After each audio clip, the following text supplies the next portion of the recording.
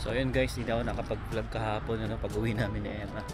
Ayan, so ngayon Saturday, pupunta kami ng Chinook Mall ulit kasi nakaschedule yung check up ng mata ko. Kasi guys, actually sa Pilipinas pa, pag yung nagbabasa tayo, medyo malabo na. Nahirapan na akong magbasa. Tapos ngayon, gusto ko, actually may pinagawa din ako noon ng salamin, pero hindi ko siya masyadong nagagamit. Ang gusto ko kasi sana yung kahit pwede na rin sa computer or pag nagda-drive ako, kasi yun yung isa sa mga nanakaw sa atin nung ninakaw yung salamin natin sa sasakyan dati nung nasa kabilang bahay pa kami. Isa yun, kasama yun sa mga nakuha. Okay. Oh, medyo makulimlim ngayon, no? Ayun, tingnan nyo naman. Pero ang weather ngayon ay 15. So kaya naka t-shirt na lang tayo. Actually may konting kirot ng lamig, pero kaya naman. So tingnan natin kung magkano yung coverage nung sa vision natin, kasi hindi ko makita dun sa apps. Siguro meron nakasulat, tamad ako magbasa dun sa dami. Kaya dun na lang. May percent lang naman tayong babayaran doon. Tapos pag sa salamin, halimbawa nakabili na ako or nakakuha na ako ng frame, parang 100% ata.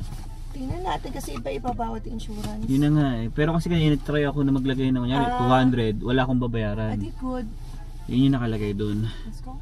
Okay, so pabigyan natin kay Emma yung camera. Yeah, malilate na tayo, 10 minutes. Pero malapit na naman siya dito. Okay, grabe, gloomy weather. Pero masaya ako dahil Sabado, no? Ay, bilis, finally, no? Bakasyon ulit. Bilis ng pahinga. So dapat nga nagbabalak sila Banff daw. Kaya hindi lang na nag-agree kasi may lakad na tayo bukas ng yung sa karting daw dyan sa Olympic. Something. Sa tapat ng Bones. Magka-karting tayo. So abangan nyo yung aming next vlog, no? First time namin itatry after being 2 years na dito sa Canada. Yes, no? Sipin nyo, maganda guys, talaga may mga kasama. 2 years na kami dito. Yan. In few months. August. So 2 buwan na lang. Kasi ako, nung dumating kami dito, kinabukasan pasukan ko na. So ganun ka tight ang aking schedule, yung pinili namin. Sinulit talaga namin yung oras, yung natitirang oras sa Pinas bago lumipad dito. And kasi yung August kasi ay mahal. Ayun. Hindi, tsaka ako nag-Europe. Oo, kasi parang kinabukasan nun, ka naman, palipad na rin tayo. Oo, meron kaming kasi Paris trip yan sa office. Kaya sabi ko, di ko napapalampasin yun. Ayaw niyang palampasin yun, guys. Kasi syempre yun yung trip namin. Kasi Paris, every year, galing na tayo ng Paris. Kahit na. Yun, company trip naman yun. Every year kasi sa office namin nun, nag-tour. So, iba't ibang bansa. Mostly Europe yung una, Greece, sunod Spain. And then, yun nga, nagka-COVID. Parang 2 years, wala masyado. Diyan na lang sa local. Pero yan, since bumalik na ulit, okay na yung yung travel. Sabi ko, papunta na ng Canada. Kaya lang August yun. Sasamahan ko pa rin yun. September tayo magka-Canada. Ayan, kaya gano'n na late na. Tsaka okay pa rin naman kasi first week pa lang din naman na school. Wala pa naman siguro. Tsaka ko noon online. Oo. Sabi ko, hindi man ako kailangan pumunta ng school. Tapos, na-manage natin kasi after class, punta na kami ng Service Canada. Yung mga dapat asikasuhin like SIN, ganyan. Actually guys, that time, bago kami pumunta rito, may bagyo nun. Sa part ng ng north. Iniisip namin, papunta kaming Korea nun So medyo pa north din siya. Kaya yung aeroplano namin lumihis ng konti. Kaya medyo may air pocket nun, di ba? Naalala mo? Halos 30 minutes kami guys na nakakatakot yun, yung time namin na yun. Sabi ko nga sana makancel na lang. Kasi may bagyo talaga nun araw. Pero nalusutan naman. Oo, kaya naman. Okay. Iba naman. So ito yung ating weather ngayon, cloudy, di ba? Wala akong makitang sun. Pero okay na rin. Okay na? Oo. Ngayon? 14 degrees. Plus 14. So si Alwin muna yung pinabook ko kasi hindi ko pa naman kailangan, or maybe next time. Basta isa lang ito yung priority si Alwin na, at nagsasabi siyang masakit na yung mata. Hindi masakit sa malabo. Hindi na ako makabasa pagka masyadong maliliit. Ay. Yung maliliit lang naman, sobra. So kailangan niya na ng talaga glass, yung reading glass. Tsaka yun nga yung sa pag nagda-drive na rin ako. Kasi ganun yung salamin kong nanakaw, baby, nabanggit ko nga sa vlog kanina. Oo. Hindi naman sa kanya, di ba meron tayong nakikita sa mga grocery stores na salamin, parang 1.25, 1.75 to walang mag-fit sa kanya. Trinay siguro ko siya. Talaga. Nahihilo ako pagka dapat yung tama talaga. Tama talaga sa kanya, hindi yung mga naka-ready na. Yan, check natin. Actually, first time namin doon pupunta. Kasi yung trinay namin, clearly kasi yun sa Chinook Mall dati. Hindi na pwede sa card niya. So, naghanap pa kami ng allowed sa card niya. Ano yan? Green Shield? Green Shield. Kasi dati ay Equitable Life or Manulife. Equitable Life. So, yun. So, iba-iba talaga ng benefits yung mga per card. Tapos gamitin na rin natin yung mga pang-Cairo natin, massage. Yes. Yan, nakita mo na magkano sa kaya. Wala nga nakalagay. Basta nakalagay ito, i-compute mo lang eh. Di compute mo. Yari maglalagay ka ng value, tapos sasabihin niya 0. Yan, magpa-Cairo ka. Yung mga office mates ko, nagpapa-Cairo, over lunch, matatawid lang sila. O nga pala guys, speaking of Cairo, baka may mga Pinoy dyan, na nagka-Cairo, yun, baka tapos recommend? Tapos nag-accept kayo ng Green Shield na card. Card. O baka yun gusto mo doon ka mag-try. Gusto ko Pilipino, para at least makakwentuhan mo man lang. So yun, comment daw kung sino yung mare-recommend nyo. Yeah. Kasi yung doon sa office, mga sabi nila good daw yun, pero hindi siya Pinoy. I think yun. Kasi yung alala mo dito sa Chinook, wala, hindi siya magaling eh. Saklit lang, wala pa akong 5 minutes. Ganon talaga ang Cairo, baby. 5 minutes lang. Wala, hindi nga lumagutok yung mga buto-buto ko eh. So hindi rin ako nagpa-Cairo nun. Ito yung marami kasing dinadaing si Alwin eh. Sayang yun. Oo nga, wala na kasi ibang card na yun eh, yung sa last employment niya. Kaya nga guys, bago ako matapos dito sa ginamit ko lahat ng massage. Massage. Ginamit ko siya, Cairo ginamit ko siya, sa mata ginamit ko siya. Oo, kasi sayang. Sayang. Kasi bawas na rin yung benefits ng company, pero may bawas rin sa'yo yun. Medical, dental. And sulit namin guys ang dental. Sabi namin, baka mag-exceed na. Kasi meron na naman ako. mayat maya yung dental din namin. 3 pa kami, Sisayon, cleaning, tapos may pasta pa. Tapos, ka pa ba? Binunutan ka ba? Binunutan na. Binunutan din. So, mahal ang dental dito, pero buti na lang, never kaming naglabas ng malaki. Yeah. Yes. Guys, sa mga na-appreciate namin dito sa Canada, yung mga benefits na ganyan. Although sa Pilipinas, meron din naman siguro. Mas mura naman na sa Pilipinas ang dental. Yung iba nga, lalo na brace, uwi ka pa sa Pinas. Pero yun nga, iniisip ko, paano yung monthly check-up noon pag naka-brace ka na? Kaya pinatanggal ko yung sa akin, diba, dito sa baba. Nag-retainer na kami. Yan. So, malapit na tayo. Update na lang ulit tayo mamaya. So, yun guys, katatapos lang natin mag-build up ng ating information. So, wait pa tayo ng mga tawag natin. Tsaka, check pa rin kasi natin yung insurance natin. Tingnan naman natin. And sana, medyo malaki yung coverage natin. Hindi ko kasi guys na-check pa kung magkano. So, ikaw, kailangan papacheck up? Malinaw ang mata ko, 20/20 pa rin. Sa last check-up. So, yan, kahit nagbabasa ako dati sa madilim, nagbabasa rin ako dati sa jeep, pagpapasok ako sa UST, hindi nasira yung mata ko. Grateful ako, pero hindi yun magandang practice. Bata pa kasi. Bata pa. Si Alwin kasi matanda na. So yun guys, katatapos lang natin pa-check up. So, ang good news dyan, hindi tayo papasok sa glaucoma na tinatawag na, kasi healthy raw yung eyes ko. Yeah, healthy pa, wala naman daw problema.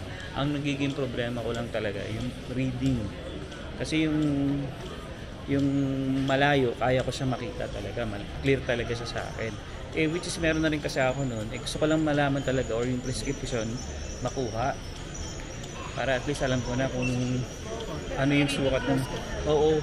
Para malaman ko lang kung ano yung sukat ng mata ko talaga. Same lang naman. Same lang. O kaya sabi ko kay Emma, huwag na magpagawa kasi sayang pa. Yun nga lang guys, ang mabigat. 130. 120 yung yeah. comprehensive. Kasi yung standard eye exam, 90. Ang pinili na namin comprehensive. Yeah.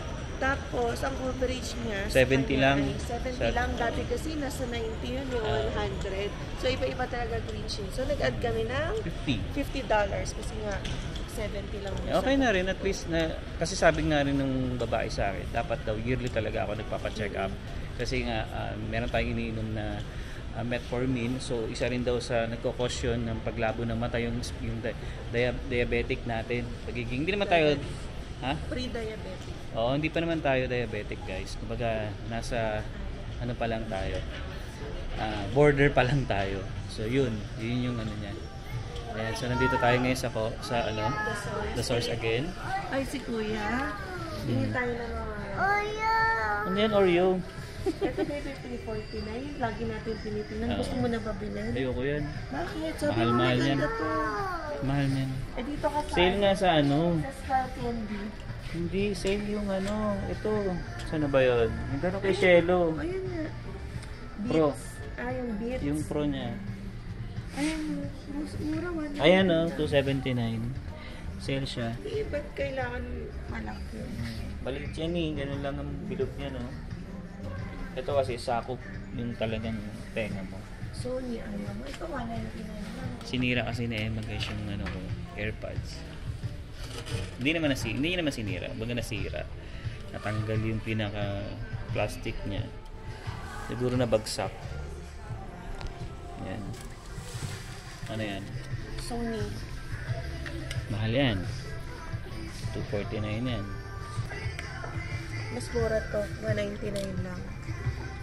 Parang wala naman pagkakaiba. Tingin pa tayo. Yung Skull Candy. Ano rin? 99 lang. Oh. Yun na lang. Di ba kung wala pagkakaiba, yun na rin yun. Ayan. So yun guys, no. Dito na tayo sa sasakyan. Tapos dumaan lang kami ng Goodwill. Ito yung malapit sa amin dati. Unang bahay namin. So nakabili ako ng blower. Yung disaksak siya, mas malakas. So alam niyo guys, diba pag winter, yun, mas madaling mas makakatulong yun. Kasi yung ginagamit kong leaf blower dati, hindi niya kaya pag sobrang kapal na. Pero ito guys, sinasaksak siya. Malaki. Sobrang laki. Kaya tingin ko makakatulong to sa akin pagdating ng winter. Kaya binili ko na. Ano na lang din kasi mura siya, $35 na lang din siya. Black & Decker yung niya, yung brand. Ang ganda niya. Medyo mabigat nga lang kasi malaki yung motor. Hindi ko alam kung makikita niyo sa likod eh. Ito sa likod. Nilagay ko na siya. Ayan. So mahilig kasi tayo guys sa tools. Kasi pag may mga ganyan na kailangan, let's say sa mga sasakyan, yan, mahilig ako sa mga barena, ganyan. Okay? So papacheck up ba tayo? Check natin. Ayan guys, so since maaga tayong natapos sa eye check-up ni Alwin, naisipan ko na rin, dumaan kami dito sa doctor namin. Walk-in clinic. So, unang-una kami dito. Kasi 12 yung open, 12 noon. So, buti na lang. At walang nakaschedule na nauna. So, gusto ko lang ma-follow up yung mga medications ko, kung dapat ba ituloy ko yun or kailangan ba namin ulit mag-take ng another blood test. So at least naman siya, covered ng aming Alberta Health Card.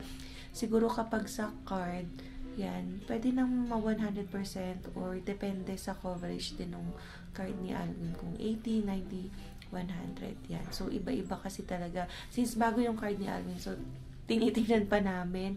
I think may app na siya, pero hindi pa namin pa ma-check isa-isa kung ilan ba talaga yung coverage. Dahil dati, yung sa Equitable Life niya, maganda yung layout. Kita na namin lahat ng itemized na rin, 80, blah blah blah. Dito kasi sa Green Shield, parang ang hirap i-navigate, Alvin.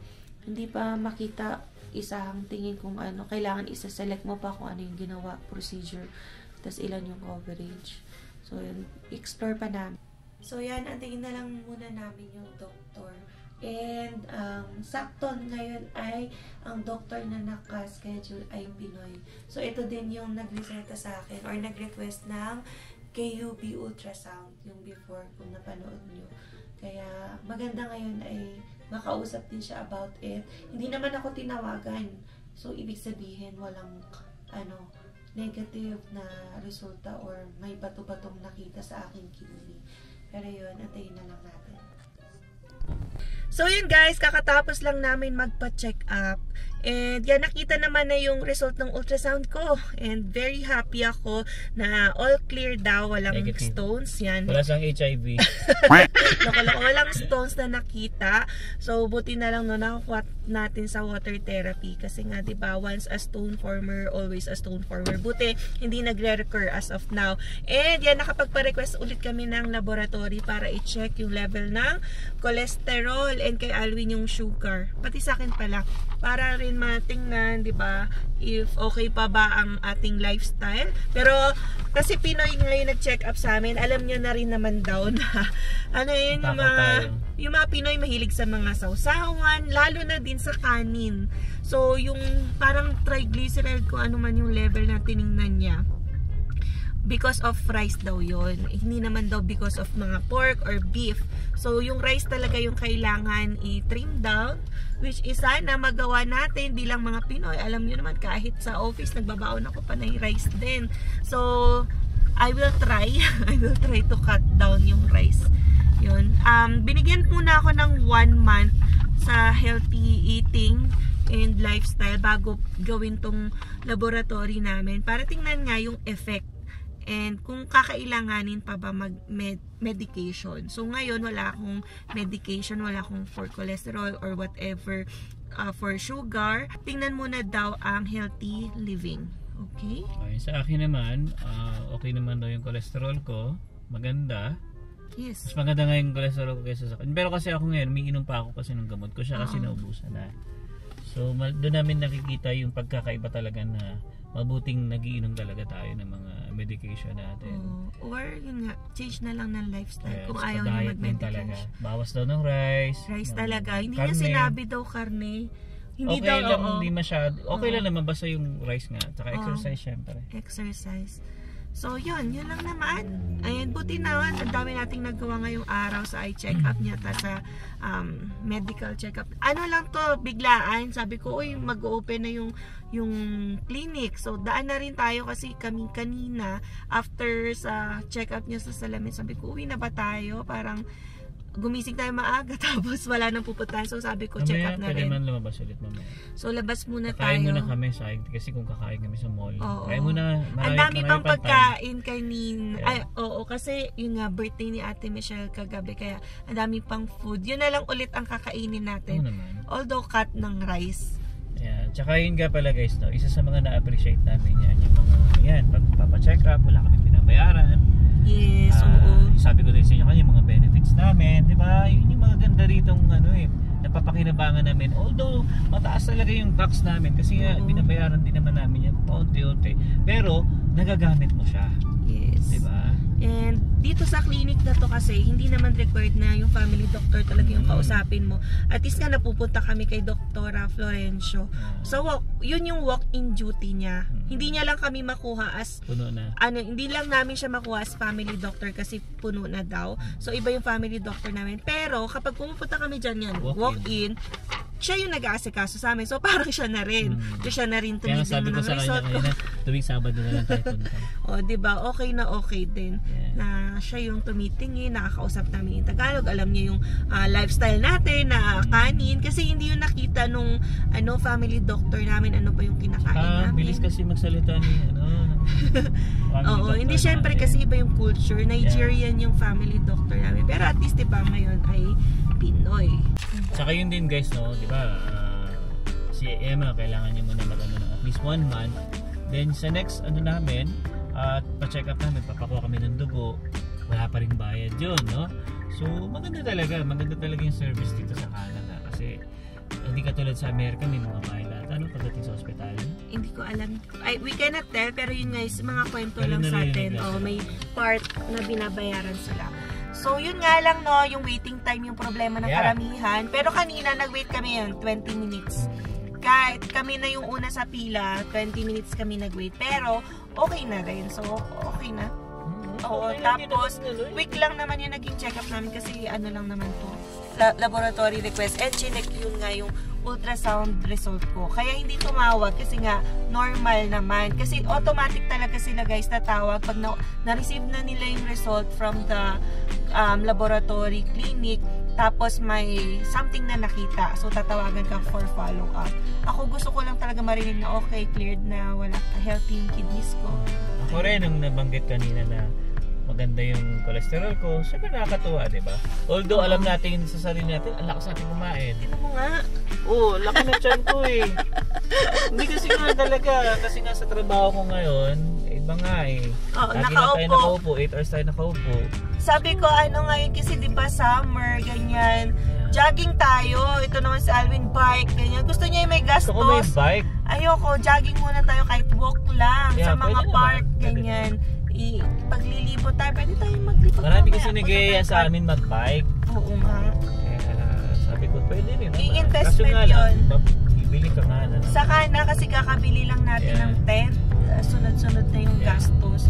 So ngayon, yung exercise, yung ano lang muna, jogging or walk sa park. Right? Maganda naman na yung weather, oh. Medyo makulim na yun. Pero okay yan sa labas, oh, 15 Okay na yan, degrees. ganyan. Labas tayo, punta tayo sa park mamaya, Glenmore. Mamaya, So, oras natin. oo. Kain muna tayo. Babalik lang muna kami sa bahay para mag-lunch. Kumain na. Yan, tapos we'll see kung saan kami abutin.